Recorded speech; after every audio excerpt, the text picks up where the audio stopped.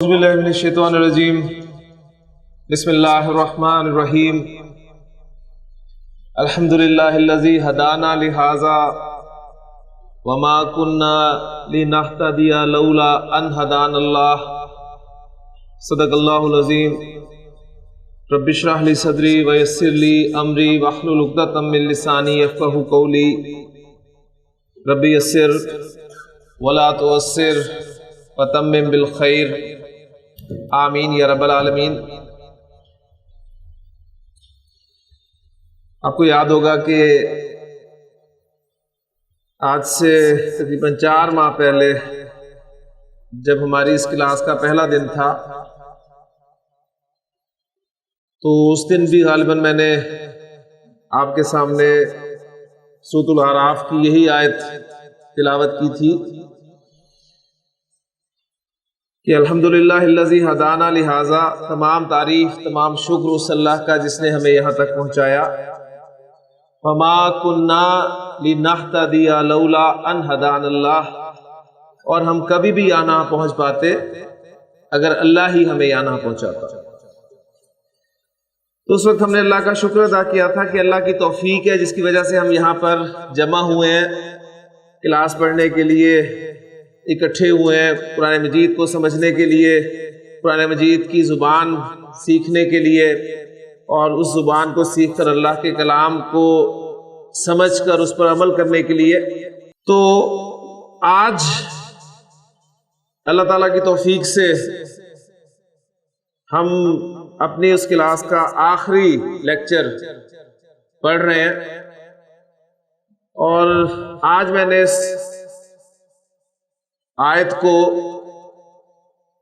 اس لیے آپ کے سامنے تلاوت کیا کہ ہم اللہ کا شکر ادا کریں کہ تمام تعریف تمام شکر اس اللہ کا جس نے ہمیں یہاں تک پہنچایا، جس نے ہم سے یہ کورس مکمل کروا دیا، اور ہم کبھی بھی اسے مکمل نہ کر پاتے اگر وہی ہمیں اس کی توفیق نہ دیتا۔ اور خاص طور پہ میں اللہ تعالیٰ کا بہت زیادہ شکر ادا کر رہا ہوں کہ اس نے اپنی خاص توفیق سے مجھے ایک اور کلاس بغیر کسی ناغے کے مکمل کرنے کی توفیق عطا فرمائی۔ یہ اس کا فضل ہے، اس کا کرم ہے، اس پہ اس کا جتنا شکر ادا کیا جائے کم ہے۔ اس کورس سے آپ کو فائدہ پہنچا، کیا فائدہ پہنچا؟ قرآن مجید آپ کو کس حد تک سمجھ میں آنے لگا؟ کیا قرآن مجید جب آپ پڑھتے ہیں یا سنتے ہیں تو آیات کے حوالے سے اس کا ترجمہ دیکھنے کے بعد ان آیات کی تشریح یا کسی حدیث کے حوالے سے آپ کے ذہن میں کوئی بات آتی ہے تو اس نے آپ کو کس درجے فائدہ پہنچایا؟ یہ سب آپ اس کا فیصلہ خود کریں گے۔ بس میری درخواست آپ سے یہ ہے کہ جب بھی آپ کو قرآن مجید کی کسی آیت یا نبی صلی اللہ علیہ وسلم کی کسی حدیث کے حوالے سے میں یاد آؤں تو میرے حق میں ضرور دعا کر دیجیے گا کہ اللہ تعالیٰ اس کوشش کو قبول فرمائے اور آخرت میں اسے کامیابی کا ذریعہ بنائے۔ ہم آخری لیکچر اس کی طرف اب چلتے ہیں۔ منصوبات ہم پڑھ رہے ہیں کہ عربی زبان میں استعمال ہونے والا اسم کب کب حالت نصب میں استعمال ہوگا۔ اس سے پہلے مرفوعات ہم دیکھ چکے ہیں تفصیل سے، مجرورات ہم پڑھ چکے ہیں، منصوبات ہم پڑھ رہے ہیں۔ منصوبات میں بھی غالباً 6 یا 5 اقسام ہم پڑھ چکے ہیں۔ وہ 5 اقسام کون کون سی ہیں ذرا ذہن میں تازہ کر لیں۔ سب سے پہلے ہم نے دیکھا کہ حروف مشبہ بالفعل یا انا و خواتوہا کا اسم حالت نصب میں ہوتا ہے، منصوب ہوتا ہے۔ پھر دوسری کیٹیگری تھی ما اور لا جو مشابہ بلیسا ہوتے ہیں، ان کی خبر حالت نصب میں ہوتی ہے۔ اس کے بعد لائے نفی جنس، اس کا اسم وہ حالت نصب میں ہوتا ہے۔ اس کے بعد مفعول جملہ فعلیہ میں حالت نصب میں استعمال ہوتا ہے۔ اور پانچویں کیٹیگری ہم نے پڑھی تھی منادا مضاف، یعنی آپ کا منادا اگر مضاف ہو کر آ رہا ہو تو وہ بھی حالت نصب میں استعمال ہوتا ہے۔ پھر اس کے بعد مفعول جو چوتھی کیٹیگری تھی، ہم نے اس میں مفعول کی 5 اقسام پڑھی تھی، مفعول بہی، مفعول لہو، مفعول فیہی، مفعول معہو اور مفعول مطلق۔ ان کے حوالے سے ہم نے مختصراً ان چیزوں کو جو ہے وہ دیکھا تھا۔ آج ہم منصوبات میں اپنی چھٹی کیٹیگری جو ہے اس کی طرف چلتے ہیں۔ منصوبات میں آپ کو ایک کیٹیگری ملے گی حال کے نام سے۔ حال، حال لفظ کو سنتے ہی آپ کے ذہن میں کیا آتا ہے؟ حال، پریزنٹ یعنی حالت۔ تو حال بھی عربی زبان میں حالت نصب میں استعمال ہوتا ہے۔ حال کہتے کسے؟ یہ وہ منصوب اسم ہوتا ہے جو فعل کے واقع ہونے کے وقت فاعل کی یا مفعول کی یا دونوں کی حالت کو بیان کرتا ہے۔ حال بھی ایک منصوب اسم ہوتا ہے جو فعل کے واقع ہونے کے وقت فاعل کی حالت کو بیان کرتا ہے کہ جب فعل واقع ہوا تو اس وقت فاعل کس حالت میں تھا، فاعل کی حالت کیا تھی، یا مفعول کی حالت کو بیان کرتا ہے یا دونوں کی حالت کو بیان کرتا ہے۔ اب ان تینوں باتوں کو میں 3 ایگزامپلز کے ساتھ آپ کے سامنے رکھتا ہوں۔ میں کہتا ہوں جاء، جی کیا ترجمہ کریں گے؟ وہ آیا۔ جاءنی، جاءنی وہ میرے پاس آیا۔ اصل میں یہ تھا جاء اندی، وہ میرے پاس آیا۔ تو چونکہ کثرت سے یہ فعل استعمال ہوتا ہے اس لیے اندا کو جو ہے وہ حذف کر دیا گیا، اور وہ جو اندی کا یا متکلم تھا اس کو مفعول کے طور پہ یہاں پر رکھا گیا، حالانکہ جا ایک لازم فعل ہے اور لازم فعل کا مفعول نہیں آیا کرتا۔ تو یہ جا ایک ایکسیپشنل کیس ہے لازم فعل لیکن اس کا مفعول آ رہا ہے۔ تو جاءنی وہ میرے پاس آیا۔ کون میرے پاس آیا؟ وہ جو ہے اس کو میں ظاہر کر رہا ہوں، جاءنی زیدن، زید میرے پاس آیا۔ فاعل کون ہے؟ زید۔ اب زید جب میرے پاس آیا تو زید کی حالت کیا تھی، زید کس حال میں تھا، میں اس کو بیان کرنے لگا ہوں۔ حالت نصب میں اس اسم کو لاؤں گا۔ میں کہتا ہوں جاءنی زیدن ضاحکن، ضاحکا یضحکو اس کے معنی ہوتے ہیں ہنسنا، تو ضاحک کہتے ہیں ہنسنے والا۔ تو ضاحک، ضاحکن رفع حالت، ضاحکن نصب، ضاحکن جر۔ تو ضاحکن میں نے حالت نصب استعمال کی حالت بیان کرنے کے لیے کہ زید میرے پاس آیا ہنسنے والا ہوتے ہوئے، یعنی یہ اس کا لفظی ترجمہ ہوگا۔ پھر ہم اردو محاورے میں ترجمہ کیا کریں گے؟ زید میرے پاس ہنستا ہوا آیا، یعنی زید جب میرے پاس آیا تو وہ ہنس رہا تھا۔ یہ مختلف انداز میں آپ اس حال کا ترجمہ کر سکتے ہیں۔ میں کہتا ہوں جاءنی زید باکین، زید میرے پاس روتا ہوا آیا۔ جاءنی زید ماشین، زید میرے پاس چلتا ہوا آیا۔ جاءنی زید راکبن، زید میرے پاس سوار ہو کر آیا۔ تو فاعل کی میں نے مختلف حالتیں بیان کی، یہ آپ کا حال ہے، اور یہ آپ دیکھ رہے ہیں کہ ایک منصوب اسم ہے۔ پھر میں کہتا ہوں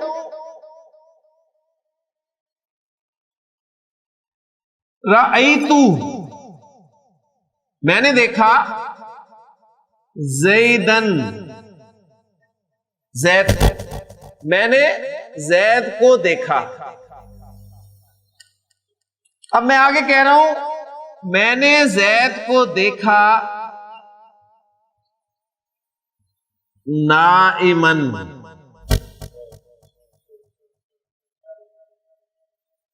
سوتے ہوئے۔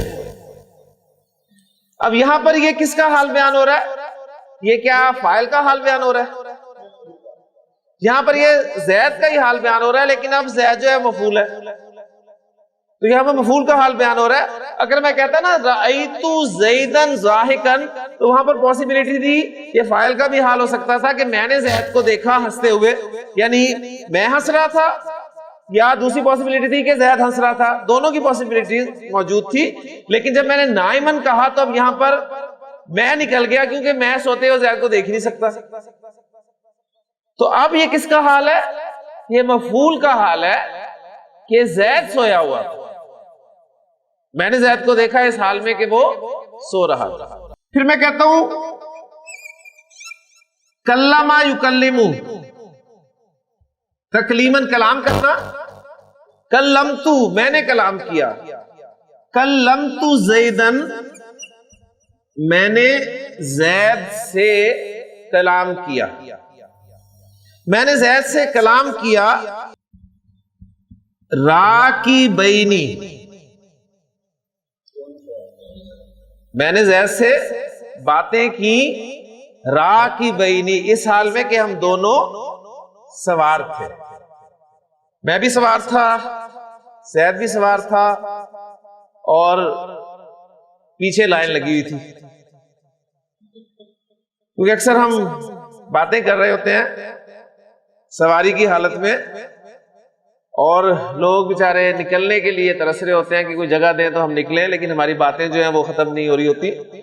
تو یہ جملہ آپ اس وقت کہیں گے جب آپ زید سے بات کریں اس حال میں کہ راکبینی، راکبن ہے نا سوار ہونے والا، راکبن، راکبن حالت نصب ہے راکب کی، اور راکبن کا مثنیٰ کیا ہوگا؟ راکبینی۔ تو مثنیٰ بھی ظاہر بات ہے اسی حالت میں آپ بنائیں گے، راکبن کا مثنیٰ کیا ہوگا؟ راکبانی، راکبن حالت رفع ہے تو اس کا مثنیٰ بھی راکبانی ہوگا، اور راکبن اس کا مثنیٰ حالت نصب میں کیا ہوگا؟ راکبینی۔ تو کلمت زیدن راکبینی، تو حال جو ہے قرآن مجید میں بہت استعمال ہوا ہے۔ آپ دیکھیں گے کہ میں نے آپ کے سامنے وہ جو آیات رکھی تھی اولو الالباب کو، جس میں اللہ تعالیٰ نے بیان فرمایا کہ اولو الالباب کون ہے؟ ان فی خلق السماوات والارض واختلاف اللیل والنہار لآیات لأولی الالباب الذین یذکرون اللہ، یہ وہ لوگ ہیں جو اللہ کو یاد رکھتے ہیں قیاماً کھڑے ہوئے، وقعوداً اور بیٹھے ہوئے، وعلی جنوبہم اور اپنے پہلوؤں کے بل پر، وَيَتَفَكَّرُونَ فِي خَلْقِ السَّمَاوَاتِ وَالْأَرْضِ اور وہ آسمان و زمین کی تخلیق میں غور و فکر کرتے ہیں۔ تو ان آیات میں قیاماً اور قعوداً حالت نصب میں استعمال ہوئے، یہ حال ہے الذین یذکرون اللہ کا، ٹھیک ہے نا، یعنی یذکرون میں جو فاعل ہے اس کا حال ہے۔ اسی طرح پھر آپ دیکھتے ہیں قرآن مجید میں بہت جگہ پر ہوگا کہ جیسے ایک مقام پر آیا کہ اللہ تعالیٰ نے فرمایا کہ ادخلوا تم داخل ہو جاؤ، ادخلوا الباب دروازے میں داخل ہو جاؤ، سجدن سجدہ کرتے ہوئے، یعنی سجدہ کرنے والے ہوتے ہوئے۔ تو اردو میں ہم یہ کہہ دیں گے کہ سجدہ کرتے ہوئے یا سجدے کی حالت میں، یعنی سجدہ کرتے ہوئے داخل ہو، یعنی جھک کر داخل ہو۔ تو قرآن مجید میں بہت یہ حال استعمال ہوا ہے، جگہ جگہ آپ کو اس کی ایگزامپل جو ہیں وہ ملیں گی۔ عربی زبان کا ایک بہت خوبصورت شعر ہے، وہ میں آپ کے ساتھ یہاں پر شیئر کرتا ہوں، اس کے بعد پھر حال کے متعلق جو ہے مزید کچھ باتیں وہ جاننے کی کوشش کرتے ہیں۔ یہاں پر ایک بات بہرحال نوٹ کر لیں کہ جس کا حال بیان کیا جاتا ہے، حال کس کا بیان ہو رہا ہے؟ زید کا، یہاں بھی زید کا۔ تو جس کا حال بیان کیا جائے اسے ذوالحال کہتے والا، ذوالحال، اور حال وہ لفظ جو حال بیان کر رہا ہے، ذوالحال جو ہے وہ آپ کا معرفہ ہوتا ہے اور حال نکرہ ہوتا ہے، ذہن میں رکھیے گا، یعنی یہ بھی باقاعدہ رولز ہیں کہ ذوالحال معرفہ ہوگا اور حال نکرہ ہوگا، یہ قاعدہ ہے، ایکسیپشن از دیئر۔ ایکسیپشن کا کیا مطلب ہے؟ کبھی آپ کا ذوالحال نکرہ آ سکتا ہے اور حال جو ہے وہ معرفہ بھی ہو سکتا ہے، یہ ایکسیپشن ہے. لیکن قاعدہ کیا ہے؟ ذوالحال معرفہ، حال نکرہ. تو یہ ذوالحال اور حال کے حوالے سے آپ مزید اس کی تفصیلات آپ کسی بھی کتاب میں اس ٹاپک کو حال کو پڑھیں گے تو آپ کے سامنے اور معلومات اس کے بارے میں انشاءاللہ تعالی آ جائیں گے. جی ولدہ کے معنی ہوتے ہیں اس نے جنا. اب یعنی اس نے پیدا کیا. اب یہ پیدا کرنے کا کام ظاہر بات ہے مؤنث کا ہے تو ہم کہیں گے ولدت، شی گیو برتھ. ولدت اس نے جنا. ولدت کا اس نے تجھے جنا. کس نے؟ اس کو میں ظاہر کر رہا ہوں. امو کا تیری ماں نے، تیری ماں نے تجھے جنا. ولدت کا امو کا باقین، اس حال میں کہ تو رو رہا تھا. باقین کس کا حال ہے؟ مفعول کا. یہاں پر ایک پوائنٹ اور آپ کے سامنے آ جائے گا کہ حال جو ہے یہ میں نے آپ کو بتایا نا کہ حال آپ کا نکرہ ہوتا ہے اور ذوالحال معرفہ قاعدہ. اس حوالے سے دوسری بات نوٹ کر لیں کہ حال جو ہے یہ عدد اور جنس میں ذوالحال کے مطابق ہوتا ہے. عدد اور جنس میں ذوالحال کے مطابق ہوگا. یعنی ذوالحال اگر مذکر ہے تو حال بھی مذکر آئے گا، اگر ذوالحال مؤنث ہو تو حال بھی مؤنث ہوگا. تو یہ باقین ہے، مذکر ہے، اس لیے یہ ہم کا کی ضمیر جو ہے مفعول اس سے حال اسے کر رہے ہیں. اب یہاں پر دیکھیں ذوالحال آپ کا معرفہ ہے کیونکہ ضمیر جو ہے معرفہ ہوتی ہے.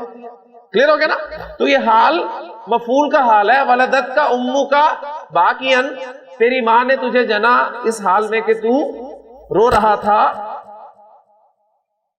والناسو اور لوگ حولا کا تیرے حول تیرے ارد گرد ضاحکون ہنس رہے تھے.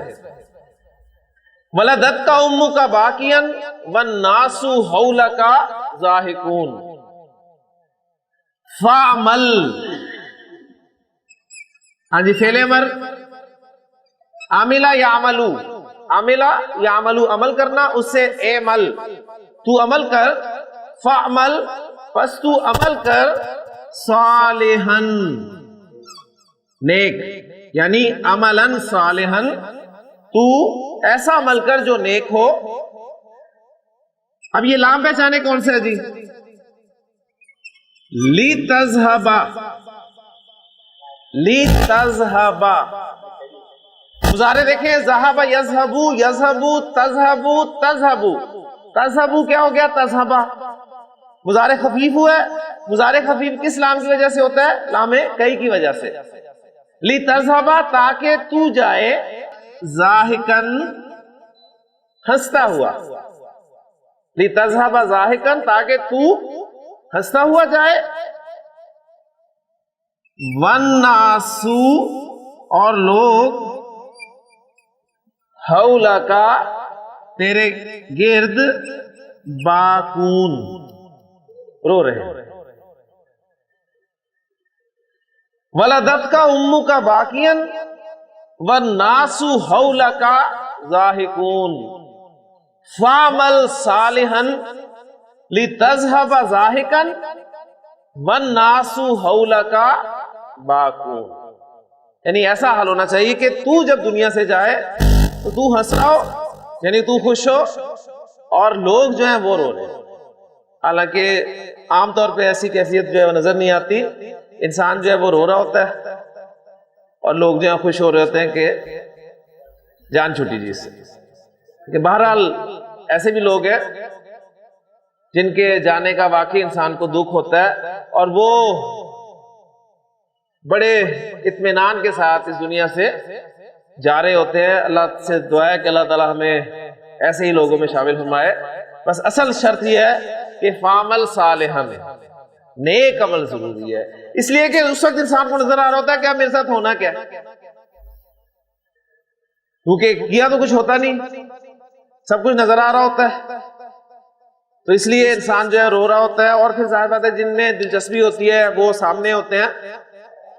اور آپ نے اکثر دیکھا ہوگا ایسے موقع پہ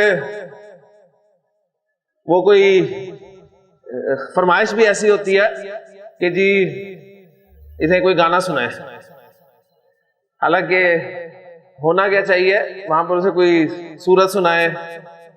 لیکن ظاہر جس طرح کی آپ کی زندگی گزرتی ہے پھر آخر وقت میں آپ کی خواہشات بھی ایسی ہوتی ہیں. ساری زندگی جب اس میں ہی گزرے گی تو آخری وقت بھی خواہش ہوگی کہ ان کے پرانے گانے نہ سنائے جائیں. پر اللہ تعالیٰ ہمیں محفوظ فرمائے. تو نیک عمل شرط ہے اور یہی ہر زبان کا میسج ہے. پنجابی میں بھی آپ کو یہی میسج ملے گا کہ اس شعر کے مفہوم کو سامنے رکھیں اور پھر یہ شعر آپ کو سمجھ میں آئے گا کہ دنیا اتے رکھ تو بندیا ایسا بینڈ کھلون، دنیا اتے رکھ تو بندیا ایسا بینڈ کھلون، تو آویں تے سارے ہسن ٹر جاویں تے رون. بالکل وہی چیز ہے. ولدت کا امو کا باقین والناس حولک ضاحکون فعمل صالحا لتذهب ضاحکا والناس حولک باکون. اور پھر ہندی میں بھی یہی میسج ہے کہ جب تم آئے جگت میں جگ ہنسا تم روئے، ایسا کرتن کر چلو تم ہنسو جگ رو. تو یہ میسج ہر زبان میں یہی ہے کہ اللہ تعالیٰ ہم سے جو ہے وہ ایسا کام لے لے کہ ہم اس دنیا سے مطمئن ہو کے اطمینان کے ساتھ جائیں، خوش ہو کر جائیں، لوگوں کو ہمارے جانے کا جو ہے وہ افسوس ہو. تو بہرحال یہ حال ہے آپ کا. اب حال کے حوالے سے ایک دو ضروری باتیں کر کے تو پھر اگلے منصوب اسم کی طرف آتے ہیں.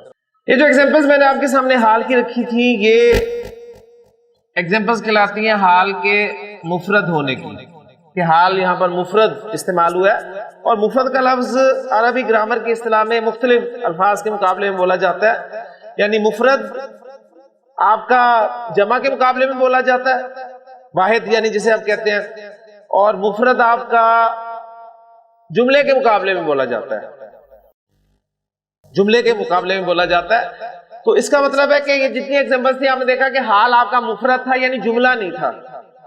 تو حال جو ہے بعض اوقات آپ کا جملے کی صورت میں بھی آتا ہے، یعنی کبھی جملہ بھی حال بن کر آ جاتا ہے، پورا جملہ حال بن کر آ جاتا ہے. جس طرح ہم نے دیکھا کہ جملہ خبر بن کے آ جاتا ہے تو جملہ حال بن کر بھی آ جاتا ہے. اب جملہ کتنی قسم کا ہوتا ہے جی؟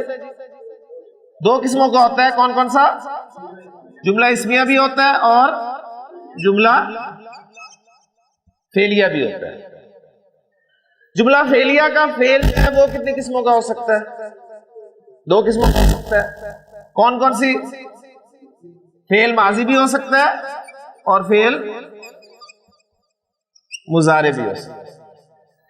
تو حال یا تو مفرد ہوگا یا پھر جملہ ہوگا. اگر حال جملہ ہوگا تو جملہ یا تو اسمیہ ہوگا یا جملہ فعلیہ ہوگا. اور جب جملہ فعلیہ ہوگا تو اس جملہ فعلیہ کا فعل یا تو ماضی ہوگا یا مضارع ہوگا. کلیئر ہو گیا؟ تو یہ کتنے کمبینیشن بن گئے، یعنی کتنی صورتیں بن گئی؟ 1 2 3 4 اور 5. یہ 5 صورتیں بن گئی. اچھا اب یہاں پر ایک بات نوٹ کریں جو سب سے اہم ہے کہ جب بھی جملہ حال بن کر آئے گا، جملہ اصل میں اپنی ایک انفرادی حیثیت رکھتا ہے، جملے کی اپنی ایک حیثیت ہوتی ہے، لیکن جملے کو آپ جوڑنا چاہتے ہیں. یعنی اب یہاں پر آپ کیا کر رہے ہیں؟ جملے کو حال بنا رہے ہیں، یعنی جملے کو آپ جوڑ رہے ہیں ذوالحال کے ساتھ. بات سمجھ میں آ گئی نا؟ اسی طرح جملے کو بعض اوقات آپ خبر بنا کر لاتے ہیں تو جملے کو آپ جوڑ رہے ہوتے ہیں مبتدا کے ساتھ. بات سمجھ میں آ گئی؟ اسی طرح آپ نے جملہ جو ہے صلہ بنا کر استعمال کیا تو اسے آپ اصل میں جوڑ رہے ہوتے ہیں موصول کے ساتھ. تو جملہ جب بھی کسی کے ساتھ جڑے گا تو جوڑنے کے لیے کوئی چیز چاہیے ہوتی ہے. ریل کے ڈبے آپ نے دیکھے, ریل کے ڈبے انجن سے کس چیز کے ساتھ جڑے ہوتے ہیں؟ کوئی ایک ہک سا ہوتا ہے جس کے ذریعے وہ ڈبے جو ہیں انجن کے ساتھ جڑے ہوتے ہیں. تو آپ کا مبتدا انجن ہے, آپ کا ذوالحال انجن ہے, آپ کا اس میں موصول انجن ہے. اب پیچھے آپ نے ڈبے جوڑنے ہیں. اب وہ ڈبے جو ہیں اگر ذوالحال سے جوڑ رہے ہیں تو حال ڈبے, خبر ڈبے. اصل چیز کیا چاہیے جوڑنے کے لیے؟ وہ ہک چاہیے. تو ہک کے بغیر کوئی بھی جملہ کسی چیز کے ساتھ نہیں جوڑے گا, یہ اچھی طرح ذہن میں رکھیے. اب وہ ہک کیا ہے؟ عربی زبان میں ہک کہاں سے لائیں؟ تو عربی زبان میں جو ہک ہوتا ہے وہ ذہن میں رکھیے گا کہ وہ ہک عام طور پہ ایک ضمیر ہوتی ہے جس کے ذریعے آپ اس جملے کو پیچھے جوڑ دیتے ہیں. ضمیر اکثر ضمیر ہوتی ہے, اکثر وہ ضمیر ہوتی ہے, اس کے ذریعے آپ جملے کو جوڑ دیتے ہیں. اچھا, اب جب جملہ حال بن کر آتا ہے تو اس حال کی صورت میں وہ جو ہک ہے, جیسے میں نے آپ کو کہا کہ وہ یا تو ضمیر ہوتی ہے یا پھر ایک واو بھی اس ہک کے طور پہ استعمال ہوتا ہے. یہ واو جو ہے اس کو گرامر کی اصطلاح میں واو حالیہ کہتے ہیں. واو حالیہ. تو واو کی اتنی اقسام آپ نے دیکھی ہیں, تو اس میں ایک قسم اور ایڈ ہوگی, واو حالیہ.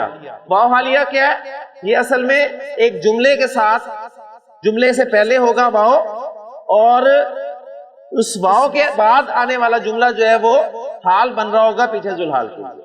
کلیئر ہو گیا؟ اچھا, اب یہ جو 5 صورتیں میں نے آپ کے سامنے رکھی ہیں, مفرد, جملہ اسمیہ, جملہ فعلیہ اور فعل ماضی اور مضارع. اس میں مفرد کی تو بات الگ ہے, مفرد تو ایک سنگل ورڈ ہے, جملہ نہیں ہے. تو جملے کی صورتیں کتنی بن رہی ہیں؟ 1, 2 اور 3, ایسی ہے نا. اب ان 3 صورتوں میں یہ جو مضارع ہے, جب فعل مضارع حال ہو کر آئے گا تو اس وقت ہک کے لیے صرف ضمیر استعمال ہوگی, صرف ضمیر استعمال ہوگی. واو آپ استعمال نہیں کر سکتے, واو آپ استعمال نہیں کر سکتے. یہ بہت اہم پوائنٹ ہے, قرآن مجید میں آپ کو یہ حال سمجھنے میں مدد دے گا. کیا کہا میں نے؟ جب آپ جملے کو حال بنا رہے ہیں اور وہ جملہ جو ہے جملہ فعلیہ ہے اور جملہ فعلیہ کا فعل مضارع ہے, تو اس وقت وہ ہک صرف ضمیر ہے, واو نہیں ہے. جبکہ باقی صورتوں میں وہ واو بھی ہو سکتا ہے, ضمیر بھی ہو سکتا ہے, دونوں بھی ہو سکتا ہے. باقی صورتوں میں وہ واو بھی ہو سکتا ہے, ضمیر بھی ہو سکتا ہے, دونوں بھی ہو سکتے ہیں. صرف مضارع کی صورت میں وہ ہک جو ہے وہ ضمیر ہوگا. اب چند ایگزامپل دیتا ہوں تو انشاءاللہ تعالی بات کلیئر ہو جائے گی. حضرت ابراہیم علیہ السلام کے پاس جب فرشتے آئے تو انہوں نے حضرت ابراہیم علیہ السلام کو خوشخبری سنائی بیٹے کی. تو ان کی بیوی جو ہے وہ دروازے پہ کھڑی تھی اور وہ ان کی باتیں سن رہی تھی. تو جب فرشتوں نے خوشخبری سنائی تو انہوں نے اپنا ماتھا پیٹ لیا اور کہنے لگی الیدو,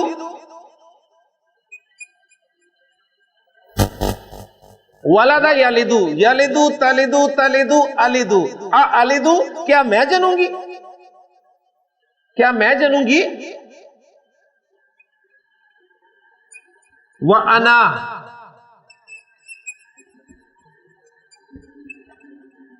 عجوز, اس حال میں کہ میں بوڑھیا, انتہائی بوڑھی ہو چکی. اب یہاں نوٹ کریں, وا آپ کا حالیہ اور انا عجوزن آپ کا جملہ اسمیہ, یہ حال بن کر آ رہا ہے, اور آپ کا کنیکٹر ہک آپ پہچان لیں گے. کلیئر ہو گیا نا؟ ضمیر بھی ہے, انا بھی ہے جو الیدو کی طرف جا رہی ہے, اور واو جو ہے واو حالیہ بھی آپ کا ہک کے طور پہ کام. دونوں پاسبلٹیز یہاں پر موجود ہیں. اسی طرح ماضی کی ایگزامپل بہت کم ہے، جو زیادہ ایگزامپل ہیں وہ میں آپ کے سامنے رکھ دوں. ماضی جب حال بن کر آئے گا نا تو قد اس کے شروع میں لگتا ہے، ذہن میں رکھیے گا، جو ہے وہ ضروری استعمال ہوتا ہے. فعل مضارع کی ایگزامپلز بہت آپ کو ملیں گی. مثلا آپ کے سامنے میں جملہ لکھتا ہوں، یوسف علیہ السلام کو کنویں میں ڈالنے کے بعد ان کے بھائی جب حضرت یعقوب علیہ السلام کے پاس آئے، قرآن مجید کے بڑے خوبصورت الفاظ ہیں، وَجَاءُوا، اور وہ آئے، اباہم، اپنے باپ کے پاس، عشاءً، جی یہ مفعول فی، شام کے وقت.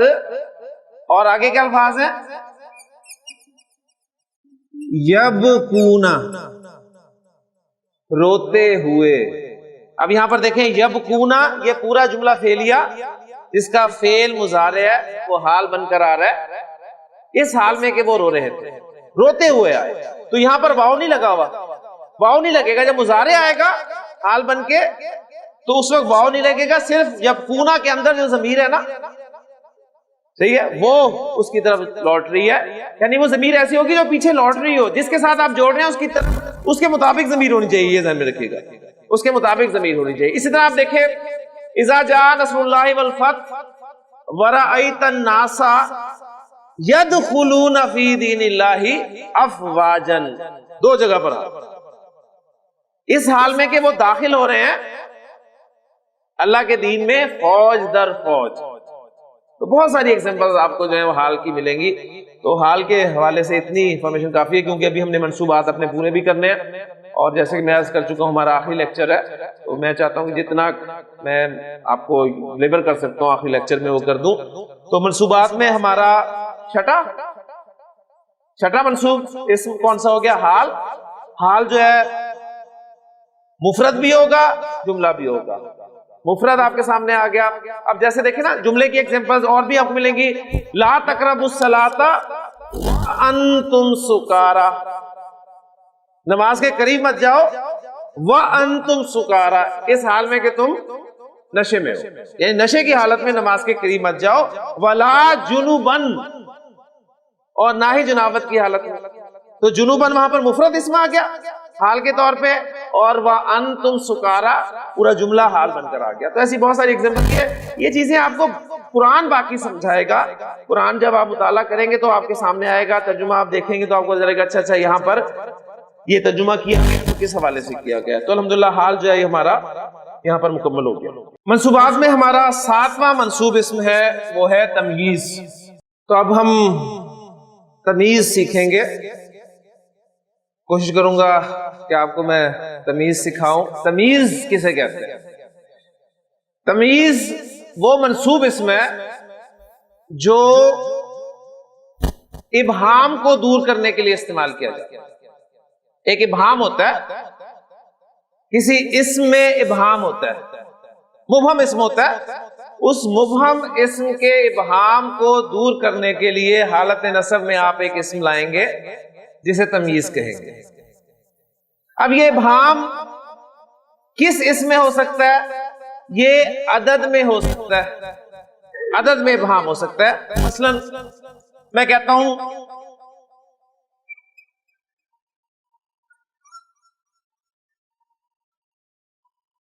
رأیتو، کیا ترجمہ؟ میں نے دیکھا. رأیتو احد عشرہ،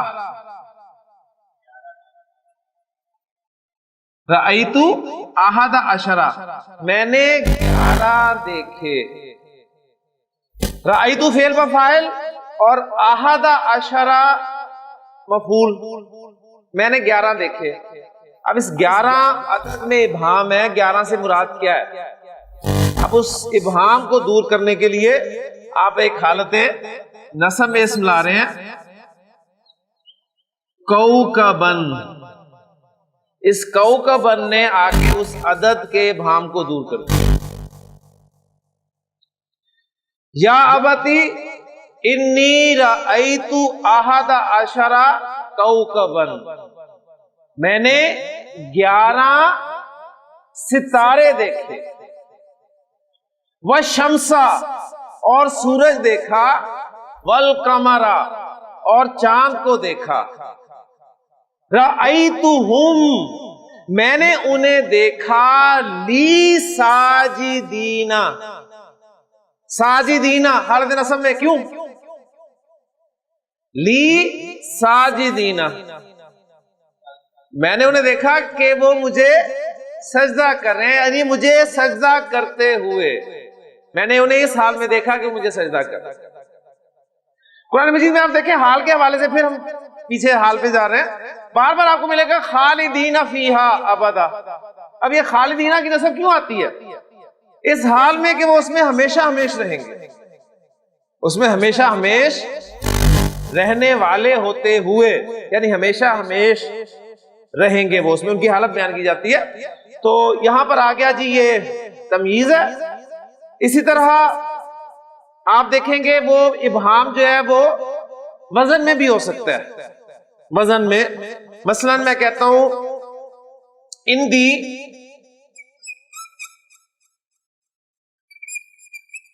میرے پاس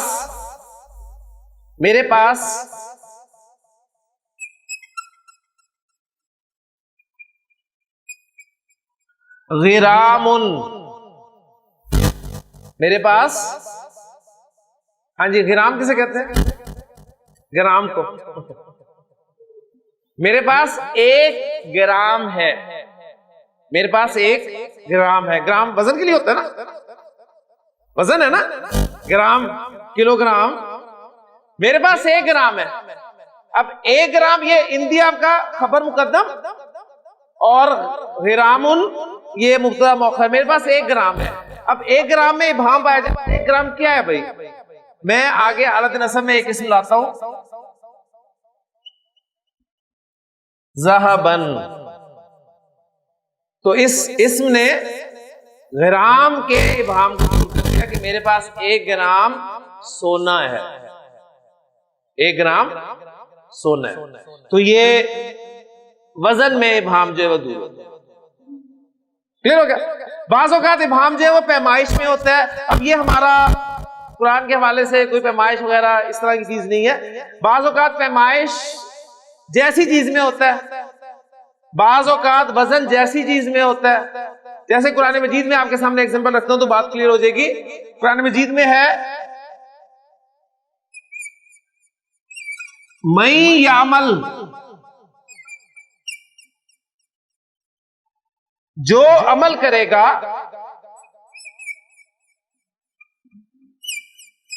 مثقال ذرۃ، 1 ذرے کے ہم وزن، جو 1 ذرے کے ہم وزن۔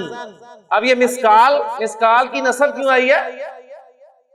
یعنی یہ اس کا مفعول ہے نا، لیکن اس میں ابہام پایا جا رہا ہے کہ 1 ذرے کے ہم وزن کیا؟ تو آگے حالت نسب میں آپ اسم لے آئے خیرن، بھلائی، نیکی، جو 1 ذرے کے ہم وزن بھی نیکی کرے گا، یراہو، وہ اسے دیکھ لے گا، وَمَن يَعْمَلْ مِثْقَالَ ذَرَّةٍ شَرًّا يَرَهُ، اور جو 1 ذرے کے ہم وزن برائی کرے گا وہ بھی اسے دیکھ لے گا۔ تو یہ خیرن یہ تمییز ہے، ذہبن یہ تمییز ہے، کوکبن تمییز ہے۔ زیادہ آپ کو قرآن مجید میں جو ملیں گے نا تمییز کے حوالے سے، وہ عدد کا ابہام دور کرنے کے لیے استعمال ہوں گے۔ اس حوالے سے گنتی ہم نے شروع کی تھی، ہم اسے پڑھ نہیں پائے، بہرحال 1 سے لے کے 10 تک غالباً ہم نے گنتی کر لی تھی۔ تو 11 سے لے کے 99 تک، 11 سے لے کے 99 تک جو آپ کہہ لیں معدود آتا ہے نا، وہ منصوب ہوتا ہے، وہ منصوب ہوتا ہے، اور منصوب کس وجہ سے ہوتا ہے؟ تمیز ہونے کی وجہ سے۔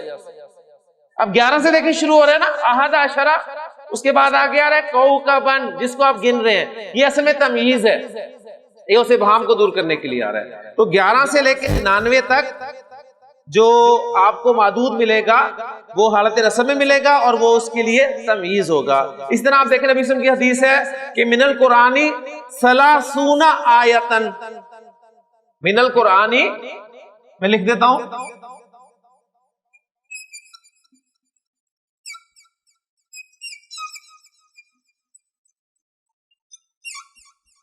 قرآن میں 30 ہیں.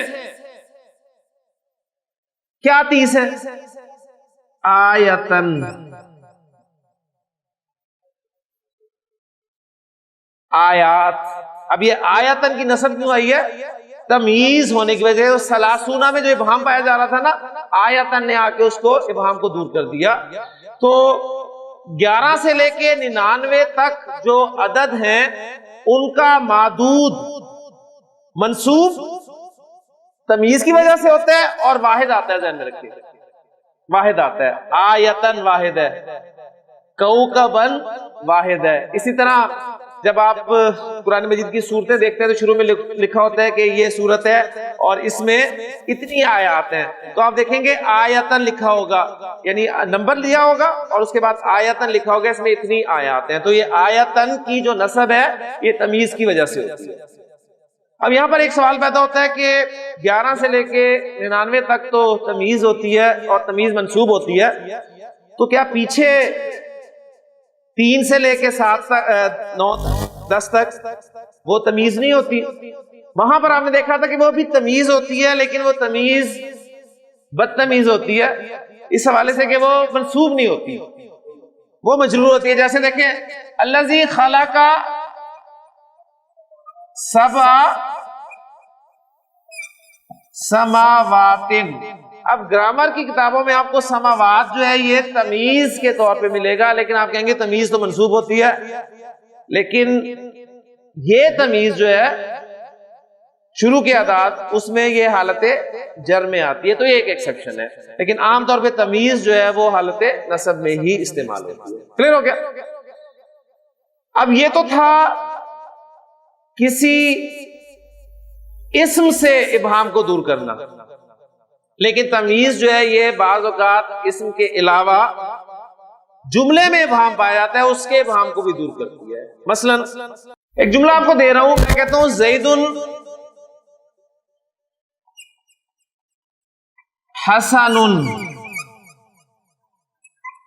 زید اچھا ہے، زید حسن، زید اچھا ہے. اب جملہ پورا ہے، بات پوری ہے، لیکن اب اس جملے میں ابہام پایا جا رہا ہے. کیا ابہام پایا جا رہا ہے؟ سوال پیدا ہو رہا ہے کہ بھئی کس لحاظ سے اچھا ہے؟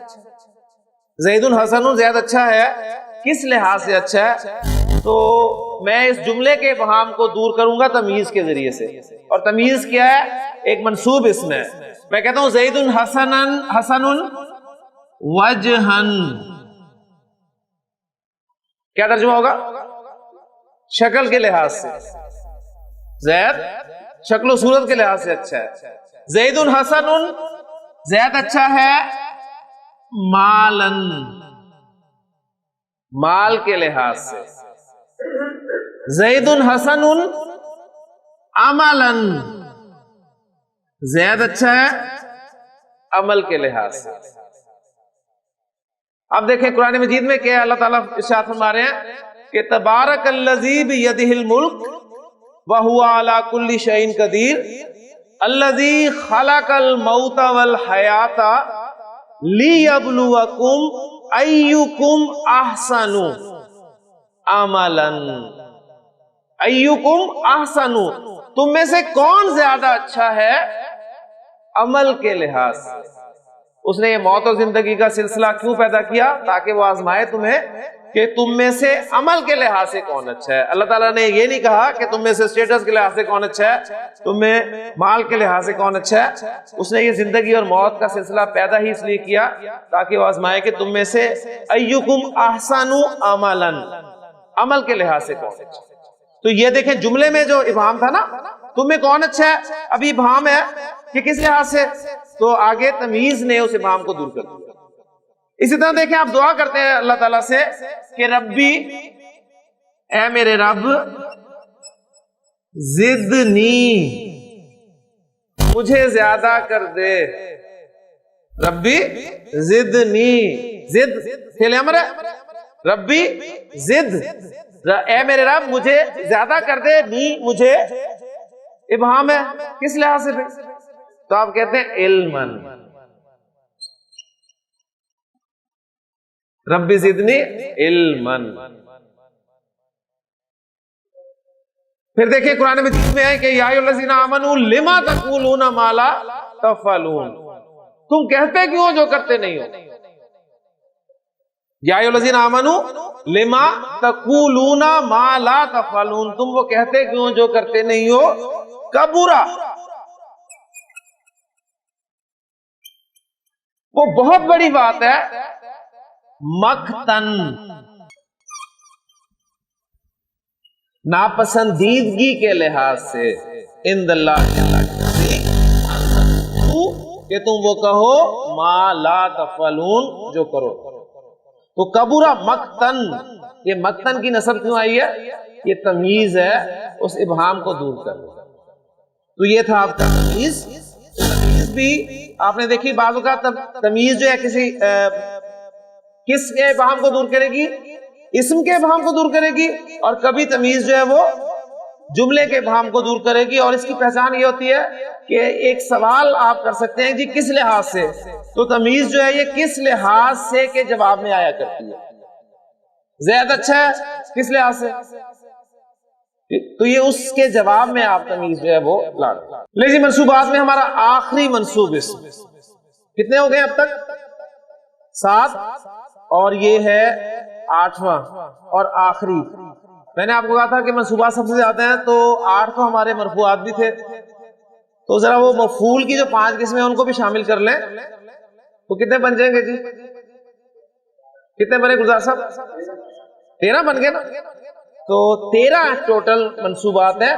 تو منصوبات میں ایک اسم آپ کے سامنے آ رہا ہے، وہ ہے، ایگزامپل کے ساتھ آپ کے سامنے بات کرتا ہوں. وہ بہت آسان ہے. ہم نے مرفوعات میں بھی وہ جملہ کیا تھا کہ کان اللہ غفوراً، اللہ تعالیٰ بہت بخشنے والا ہے. یہاں پر آپ دیکھیں غفوراً اسم حالت نصب میں ہے. اور کیوں نصب میں ہے؟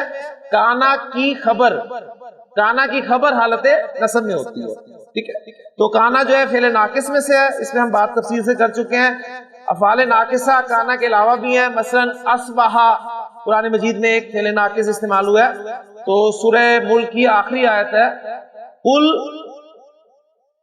ان اصبح ماؤکم غورا، قل ارأیتم، اے نبی صلی اللہ علیہ وسلم ان سے پوچھئے ارأیتم، کیا تم نے غور کیا، ان اصبح، اگر اصبح فعل ناقص ہے، ہو جائے ماؤکم تمہارا پانی، غورن، اب غورن کی نسب کی ہے وہ کانا کی خبر. تو کانا یا افعال ناقصہ کی خبر حالت نسب میں ہوتی ہے. تو 13واں جو ہے اب آخری منصوبات میں ہے جسے ہم کرنے لگے ہیں، اور وہ ہے مستثنا. یہ ہمیشہ مجھے مشکل لگتا ہے اس لیے کہ اس میں اتنے دندانے آ جاتے ہیں، یہ سمجھ نہیں آتی کہ کتنے ڈالنے ہیں. بہرحال مستثنا، مستثنا، مستثنا کسے کہتے ہیں اس کو آپ ذرا سمجھ لیں. میں ایک جملہ آپ کے سامنے لکھتا ہوں، انشاءاللہ تعالی بات ایسے کلیئر ہو جائے گی. بہت مشکل اسے سمجھا جاتا ہے لیکن سب سے آسان آپ کو لگے گا انشاءاللہ تعالی. یہ میں کہتا ہوں، ترجمہ کریں ذرا. جا وہ آیا،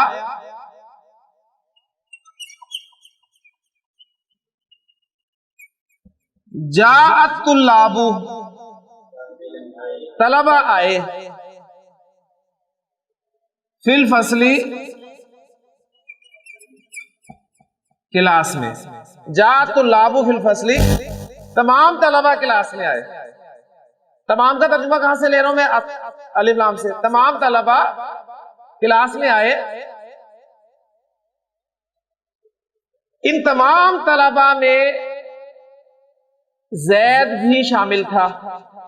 ان تمام طلبہ میں زید بھی شامل تھا، لیکن میں کہتا ہوں الا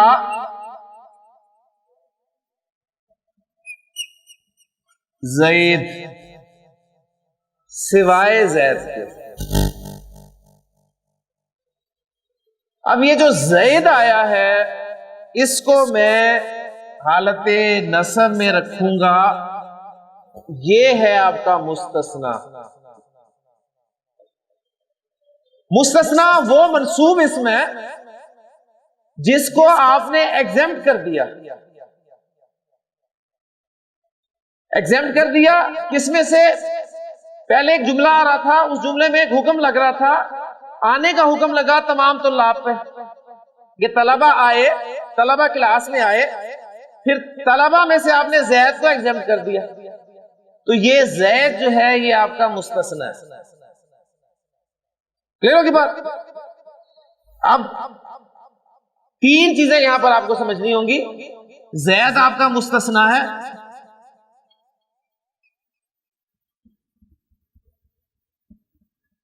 اللہ آپ کا حرف استثناء ہے. ایک مستثنا ہو گیا جس کو آپ نکال رہے ہیں، جس کو آپ ایگزمپٹ کر رہے ہیں. اللہ آپ کا حرف استثناء ہے جس حرف کے ذریعے سے آپ اسے نکال رہے ہیں. اور پیچھے کس میں سے نکال رہے ہیں؟ زید کو الطلاب میں سے نکال رہے ہیں نا. الطلاب جو ہیں یہ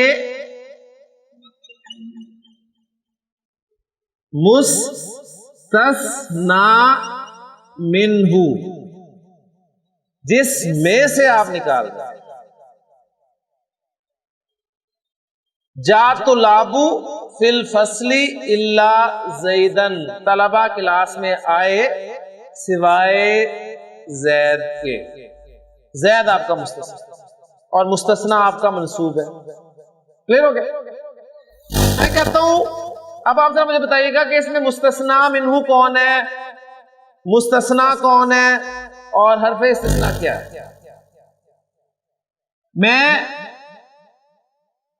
کسی جگہ پر گیا کھانے پر اور انہوں نے وہاں پر بہت سارے پھل رکھے، تو میں نے کہا آ کر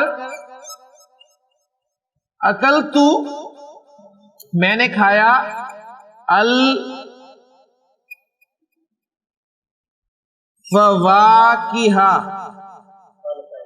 میں نے پھل کھائے.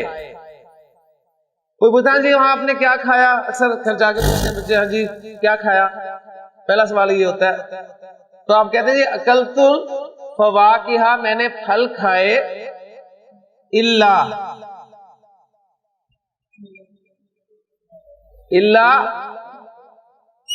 الموز، سوائے کیلے کے. میں نے تمام پھل کھائے، کیلا نہیں. تو کیلے کو آپ نے پھلوں میں سے نکال دیا. اب مجھے بتائیں کہ اس میں مستثنا کیا؟ کیلا مستثنا، اللہ حرف استثناء ہے، اور الفواکہ یہ مستثنا منہ. تو جب بھی یہ مستثنا کی کہانی آپ کے سامنے آئے گی تو تین چیزیں آپ کے سامنے آ جانی چاہیے: مستثنا منہ، حرف استثناء، اور مستثنا. اللہ تعالیٰ نے فرشتوں کو حکم دیا کہ آدم کو سجدہ کرو.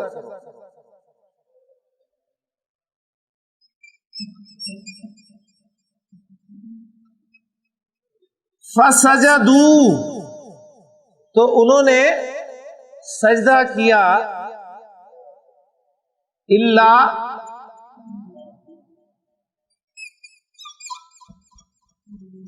ابلیس، سوائے ابلیس کے. مستثنا کیا؟ ابلیس، حرف استثناء اللہ، اور مستثنا منہ سجدو کے اندر جو ہم کی ضمیر ہے وہ مستثنا منہ، اس میں سے ابلیس نکال دیا. ایک روایت ملتی ہے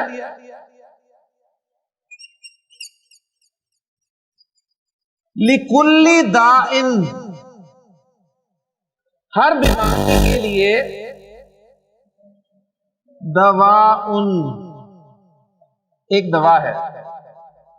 ہر بیماری کے لیے ایک دوا ہے، اللہ سوائے الموت، موت، سوائے موت کے. موت کے سوا ہر بیماری کی دوا ہے. کلیئر ہو گیا؟ اب یہاں تک بات سمجھ میں آ گئی. اب اہم چیز آپ کو بتانے لگا ہوں کہ ہر مستثنا منصوب نہیں ہوتا. ہر مستثنا منصوب نہیں ہوتا. کون سا مستثنا منصوب ہوتا ہے؟ مستثنا میں بھی استثنا ہے. پہلی بات نوٹ کریں، اس جملے کو سامنے رکھیں. میں کہتا ہوں جاءت الطلاب فی الفصل، طلبہ کلاس میں آئے الا زیدن. جملہ کلیئر ہے. اس جملے کو میں چینج کرتا ہوں، جاءت الطلاب فی الفصل الا، زید کی جگہ میں کہتا ہوں الا حمارن، سوائے گدھے کے. کلاس میں طلبہ آئے، گدھا نہیں آیا. آپ نے گدھے کو ایگزامپٹ کر دیا. اب ذرا بات سمجھنے والی ہے. مجھے بتائیں کہ یہ جو پہلی ایگزامپل تھی، زید طلاب میں شامل تھا نا؟ زید طلاب میں شامل تھا. گدھا، کیا گدھا طلاب میں شامل تھا؟ نہیں. لیکن دونوں ایگزامپلز میں اللہ کے بعد جو بھی اسم آتا ہے وہ مستثنا ہوتا ہے. تو یہاں پر مستثنا کی دو اقسام ہمارے سامنے آ گئی.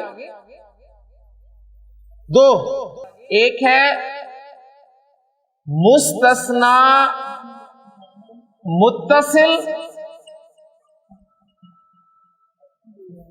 مستثنا متصل وہ مستثنا ہوتا ہے جو مستثنا منہو میں شامل ہو. جو مستثنا منہو میں شامل ہو. اور دوسری مستثنا کی ایگزامپل آپ کے سامنے جو آئی ہے حمارن، یہ ہوتی ہے مستثنا منقطع. مستثنا منقطع کسے کہتے ہیں؟ وہ مستثنا جو مستثنا منہو میں شامل نہیں ہوتا. کلیئر ہوگی بات؟ تو مستثنا کی دو اقسام، مستثنا متصل اور مستثنا منقطع. ایک چیز. دوسری بات، کلام کی دو قسمیں ہوتی ہیں. کلام دو قسم کا ہوتا ہے. ایک کلام ہوتا ہے موجب اور ایک کلام ہوتا ہے غیر موجب.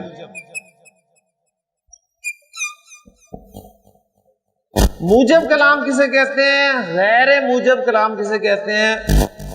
موجب کلام وہ کلام ہوتا ہے جس میں نہ تو نفی ہو، نہ نہیں ہو، نہ ہی استفہام ہو.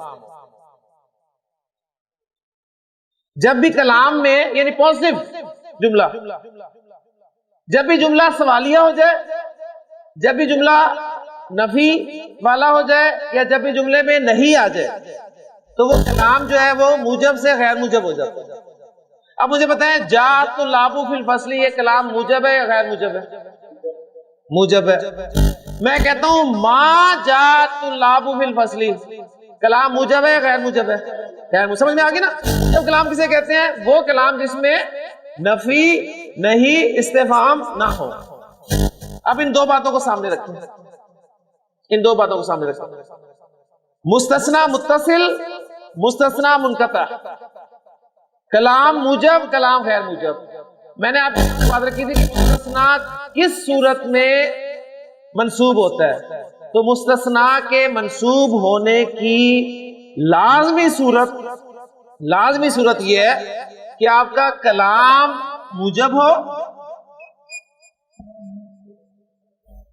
کلام موجب ہو اور مستثنا منہ مذکور ہو.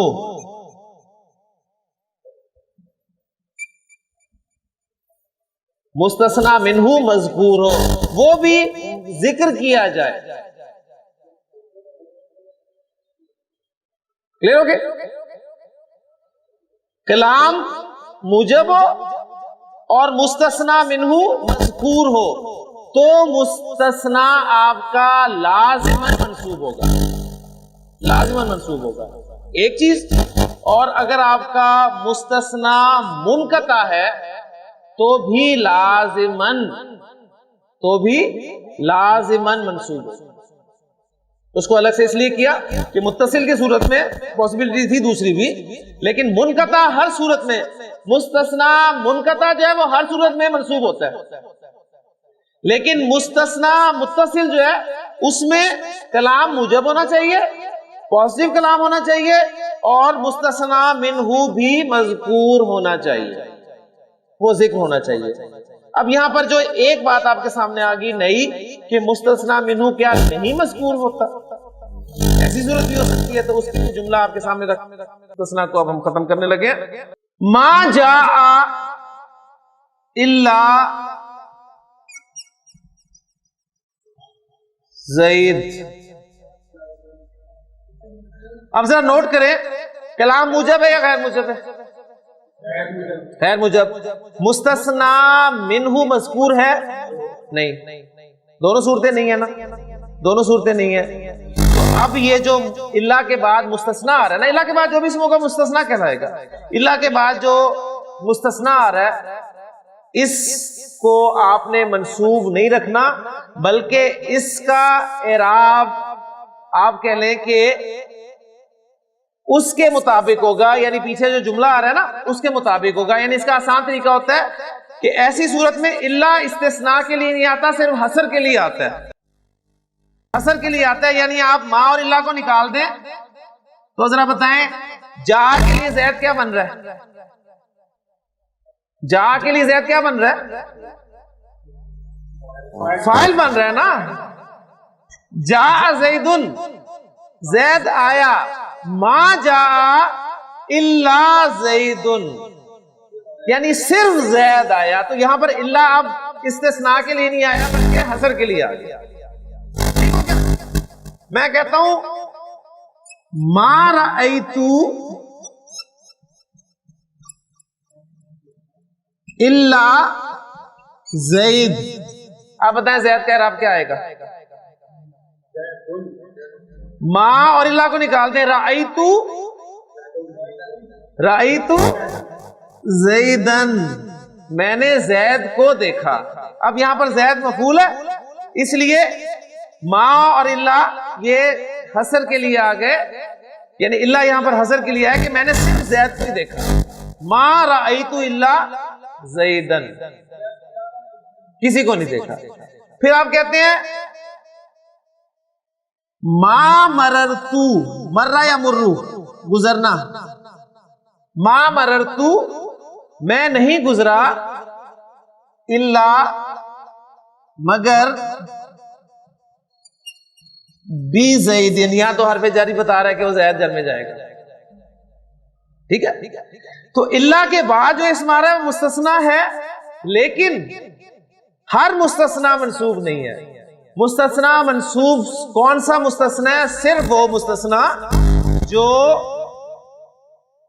موجب کلام میں ہو اور مستثنا منہ مذکور ہو، وہ لازماً منصوب ہے، اور مستثنا منقطع جو ہے وہ ہے ہی منصوب۔ اب یہ والا مستثنا کیا کہلائے گا جب کلام میں مستثنا منہ ہی مذکور نہ ہو؟ تو اس مستثنا کو گرامر میں نام دیا جاتا ہے مستثنا مفرغ، مستثنا مفرغ۔ تو یہ مستثنا متصل، منقطع، مفرغ، یہ ٹرمز آپ کے سامنے آ رہی ہیں۔ یہ میں آپ کے سامنے آج اس لیے بیان کر رہا ہوں کہ اب اس کے بعد انشاءاللہ تعالی آپ نے گرامر کی دوسری کتابیں پڑھنی ہے، بڑی کتابیں پڑھنی ہے، قرآن مجید کا ٹیکسٹ، عربک ٹیکسٹ دیکھنا ہے آپ نے، گرامیٹیکل انالیسس عربک میں آپ کے سامنے آئے گا، تو وہاں پر یہی ٹرمز استعمال ہوں گی کہ یہ مستثنا مفرغ ہے۔ اب مستثنا مفرغ سنتے ہی آپ پریشان ہو جائیں کہ یہ کیا سی بلا آ گئی، تو آپ کے ذہن میں انشاءاللہ یہ چیز آ جائے گی مستثنا مفرغ کہتے کسے۔ مستثنا متصل، منقطع، موجب، غیر موجب، مستثنا منہ، یہ ٹرمز آپ کے سامنے آئیں گی تو آپ کو انشاءاللہ پریشانی نہیں ہوگی۔ تو الحمدللہ ہمارا منصوبات کا ٹاپک مکمل ہو گیا۔ 8 ہمارے مرفوعات تھے، 2 ہمارے مجرورات تھے، اور 13 آپ کے منصوبات ہو گئے۔ جملہ لکھ رہا ہوں میں آپ کے سامنے،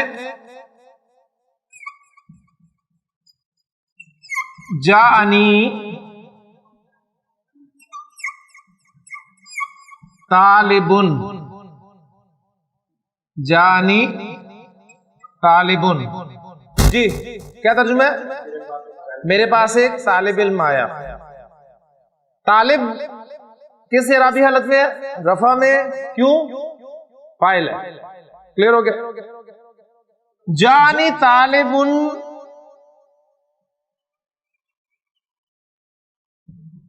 مجتہدن، مجتہد یہ بھی کس حالت میں ہے؟ رفع میں ہے. اب مجھے بتائیں کیا یہ فاعل ہونے کی وجہ سے رفع میں ہے؟ نہیں، یہ فاعل نہیں ہے. مجتہد فاعل نہیں ہے نا. یہ کیا ہے؟ یہ اس طالب کی صفت ہے. تو اس مجتہد لفظ کا اپنا اعراب نہیں ہے، اس اسم کا اپنا اعراب نہیں ہے. یہ اپنے سے پیچھے آنے والے اسم کے اعراب کو فالو کر رہا ہے. بات سمجھ میں آ گئی نا؟ کوئی آپ سے پوچھتا ہے جی مجتہدن حالت رفع میں کیوں ہے، تو آپ کہیں گے کہ فاعل ہے. آپ مرفوعات میں سے نکالنے سے کہیں بھی نہیں پھر بیٹھے گا. پھر آپ اسے جوڑیں گے پیچھے کہ نہیں یہ اصل میں طالبن کی صفت کے طور پہ آیا ہے، اور صفت جو ہے موصوف کے مطابق ہوتی ہے. اگر میں کہوں رأیت طالبن، میں نے ایک طالب علم کو دیکھا، اور اس کے آگے کہتا ہوں مجتہدن، حالت نصب میں اسے رکھ دیا، تو اب حالت نصب منصوبات میں سے نکال دیں، کہیں بھی نہیں پھٹ بیٹھے گا وہ. تو آپ کو پتہ چل گیا کہ اچھا یہ اب اصل میں اس طالبن کی صفت ہے. تو یہ اسم اپنے سے پیچھے آنے والے اسم کو اعراب میں فالو کر رہا ہے، اور فالو کرنے والے اسم کو عربی زبان میں کہتے ہیں تابع. تابع، اور تابع کی جمع آتی ہے توابع. تابع کی جمع توابع. عربی گرامر کی کتابوں میں آپ کو ایک ٹاپک ملے گا توابع کے نام سے. توابع یعنی اب تابع کی جمع ہے تو اس کا مطلب ہے یہ ایک کوئی کیٹیگری نہیں ہے، یہ دو سے زائد ہیں. مثنیٰ بھی نہیں ہے، دو سے زائد ہے تبھی جمع بولیں گے نا آپ. دو سے زیادہ صورتیں ایسی ہیں جس میں کسی اسم کا اعراب پرٹیکولر اپنا اعراب نہیں ہوتا، بلکہ کسی پچھلے اسم کی وجہ سے اس میں وہ اعراب آ رہا ہوتا ہے، لہذا اس میں بھی وہ اعراب آ رہا ہوتا ہے. کلیئر ہو گیا نا؟ اب ایگزامپلز میں لکھتا ہوں، مزید لکھتا ہوں، پہلے اس کو کر لیں کہ یعنی یہ جو صفت ہے، صفت یہ ایک تابع ہے. پہلا تابع کون سا ہے آپ کا؟ صفت. صفت یا یہ کہلاتی ہے نعت. نعت، نعت ہم سنتے ہیں نا لفظ. تو یہ اصل میں بصرہ اور کوفہ، یہ دو جو اسکول آف تھاٹس ہیں گرامر کے، ان کی اصطلاحات ہیں. ایک کے نزدیک صفت ٹرم ہے، ایک کے نزدیک نعت ٹرم ہے. صفت کا موصوف ہوگا اور نعت کا منعوت ہوگا. تو گرامر کتابوں میں آپ کو صفت موصوف کے نام سے نہیں ملیں گے، یہ نعت اور منعوت کے نام سے ملیں گے. تو یہ بھی میں آپ کے سامنے رکھتا ہوں. تو نعت جو ہے یہ ایک پہلا تابع ہے. اب میں دوسری ایگزامپل آپ کے سامنے رکھا ہوں، ذرا مجھے بتائیے گا. میں کہتا ہوں جاءنی، وہ میرے پاس آیا، اخوکا. جاءنی اخوکا کیا ترجمہ؟ تیرا بھائی میرے پاس آیا. اخو حالت رفع میں، کیوں؟ فاعل ہونے کی وجہ سے. کلیئر نا؟ اب میں کہتا ہوں جاءنی اخوکا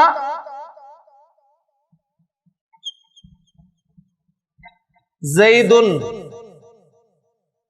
اب آپ سے پوچھا جاتا ہے جی زید حالت رفع میں کیوں ہے؟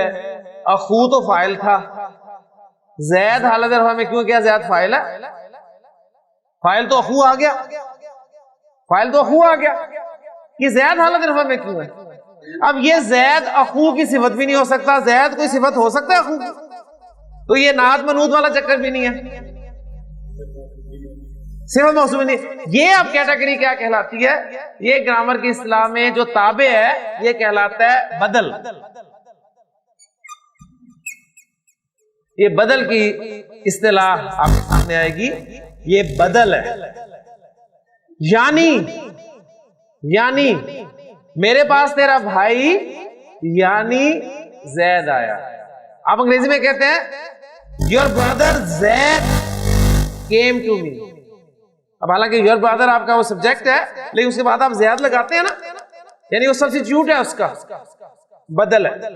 تو بدل بھی جو ہے یہ تابع ہوتا ہے. بدل کا اعراب بھی وہی ہوتا ہے جو پچھلے والے اسم کا ہوتا ہے, اور پچھلے والے اسم کو جیسے وہ صفت تھی تو اس سے پہلے موصوف تھا نا, تو بدل سے جو پہلے ہوگا اسے مبدل منہو کہتے ہیں. اس کو مبدل منہو, جس سے وہ بدل ہے, مبدل منہو. موصوف صفت, مبدل منہو اور بدل. میں کہتا ہوں رأیت اخاکا, میں نے تیرے بھائی کو دیکھا, زیدن, میں نے تیرے بھائی زید کو دیکھا. مررتو بی اخیکا, میں تیرے بھائی کے پاس سے گزرا, زیدن. اب یعنی جو مبدل منہو کا اعراب ہوگا وہی بدل کا اعراب ہوگا. کلیئر؟ تیسری ایگزامپل آپ کے سامنے لکھ رہا ہوں. میں کہتا ہوں جاءنی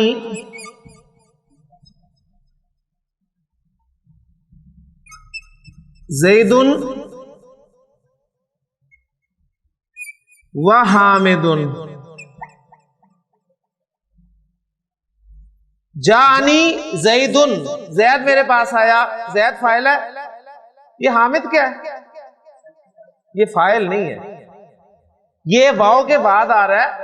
واو آپ کا حرف عطف ہوتا ہے. حرف عطف جب آتا ہے اس سے پہلے معطوف علیہ ہوتا ہے اور واو کے بعد ہوتا ہے معطوف. تو معطوف کا بھی وہی اعراب ہوتا ہے جو معطوف علیہ کا اعراب ہوتا ہے. اس حامد کا اپنا اعراب نہیں ہے, اس کا اپنا اعراب نہیں ہے. اس کا اعراب اصل میں جو زید کا اعراب ہے وہی ہے. تو یہ آپ کا معطوف, تیسری کیٹیگری آ گئی معطوف.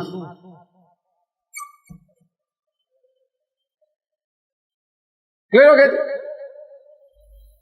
میں کہتا ہوں رأیت زیدن و حامدن, میں نے زید اور حامد کو دیکھا. تو زید اصل میں مفعول تھا اور جو حامدن ہے وہ معطوف. کلیئر ہو گیا؟ مررتو بی زیدن, میں زید کے پاس سے گزرا. مررتو بی زیدن و حامدن. اب حامد جر میں کیوں ہے؟ وہ معطوف ہونے کی وجہ سے جر. کلیئر ہو گیا جی؟ تو یہ توابع میں 3 چیزیں ہوگی اور آخری تابع, 4 کل تابع ہیں. 4 تابع آپ کو ملیں گے. اس کی ایگزامپل آپ کے سامنے رکھتا ہوں. میں کہتا ہوں جاءنی الطلاب, جی میرے پاس طلبہ آئے. جاءنی الطلاب